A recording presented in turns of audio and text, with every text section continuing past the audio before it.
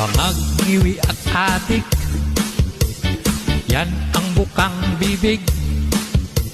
Ganyan lagi ang comment ng mga trolls na dilis.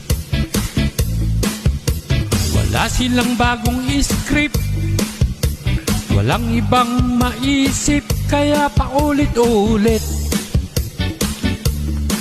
Walang connect ang argumento, ad hominem lang ang alam ng mga gago.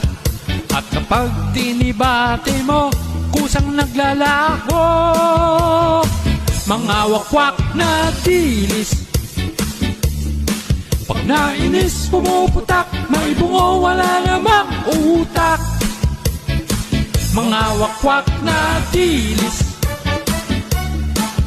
matanda na daw ako, malapit na daw mamatay, ang sabi ng mga di atay. Magkano bayad sa'yo, tatay?